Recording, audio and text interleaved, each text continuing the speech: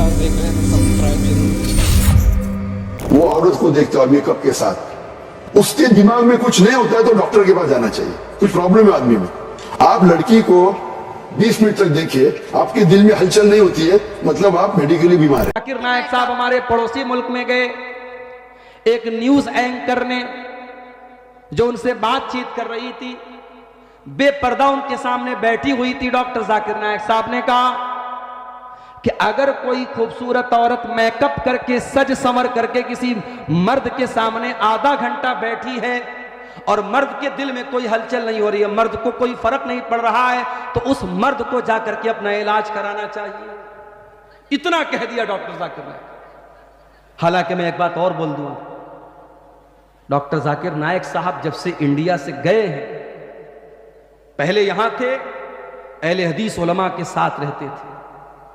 उनकी जो टीम थी उसमें ज्यादातर अहले हदीस उलमा थे, मौलाना सनाउल्लाह मदनी साहब, मौलाना शमीम फौजी साहब, आपके बिहार के शेख अशफाक सलफी साहब और बहुत सारे अहले हदीस उलमा उनकी टीम में शामिल थे। उस वक्त डॉक्टर जाकिर नायक की जो सोच थी वो अलग थी, और अभी जो उनकी सोच सामने आ रही है उनके बयानात से, वो बहुत अलग हो चुकी है। अब वो अहले हदीसों को भी एक फिरका कहते हैं। उनसे पूछा जाता है कि आपके आइडियल कौन है, किसी एक भी अहले हदीस आलिम का नाम नहीं लेते, उन उलमा का नाम लेते हैं जिनके अकीदे में मनहज में खराबी पाई जाती है। इसलिए हमारे वो अहले हदीस नौजवान जो अब तक डॉक्टर जाकिर नायक को अहले हदीस समझते थे, मानते थे, वो होशियार हो जाएं। अब जब डॉक्टर जाकिर नायक खुद को भी अहले हदीस नहीं मानते हैं तो हमें ये गलती करने की जरूरत नहीं है।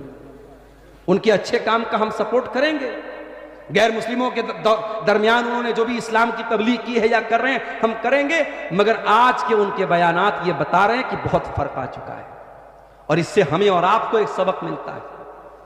सीमांचल के इलाके में आप रहते हैं, अल्लाह का शुक्र अदा कीजिए। अगर आपके गांव में कोई एक भी मजार नहीं है, कब्र नहीं है, शिरक नहीं है और हराम और बिदत का काम नहीं हो रहा है, अल्लाह का शुक्र अदा कीजिए। आपके बच्चे ऐसे माहौल में बड़े हो रहे हैं, वो शिरक होता हुआ नहीं देख रहे हैं, वो बिदत होता हुआ नहीं देख रहे हैं। माहौल का बहुत असर पड़ता है। आज मलेशिया में डॉक्टर जाकिर नायक साहब रहते हैं और यहां की अहले हदीस जमात से जो उनका कनेक्शन टूटा है, उसका असर अब उनकी स्पीच पर, उनके बयान पे साफ नजर आता है। तो उन्होंने उस औरत से कहा कि अगर कोई मर्द मेकअप करने वाली लड़की के सामने आधा घंटा बैठा है और उसको कोई फर्क नहीं पड़ रहा है, तो उस मर्द को अपना इलाज करना चाहिए। अब साहब, हमारे पड़ोसी मुल्क की जो मीडिया है उसमें बवाल हो गया। डॉक्टर जाकिर नायक तो बड़ी गंदी सोच के इंसान हैं और उन्होंने ऐसी बात कह दी, ये है वो है।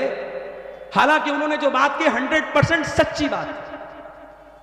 अल्लाह ताला ने सिस्टम ऐसा बनाया है, लड़की अगर बेपर्दा है और उसके सामने कोई मर्द है तो वो मर्द उस दौर का सबसे बड़ा वली भी क्यों ना हो, अगर वो मर्द है तो उस बेपर्दा और बेहया लड़की को देखकर उसके दिल में फर्क तो आएगा, उसके दिल के अंदर हैजान आएगा। और इसीलिए अल्लाह के नबी सल्लल्लाहु अलैहि वसल्लम फरमाते हैं कि जब कोई मर्द किसी औरत के साथ अकेले में होता है तो तीसरा शैतान होता है।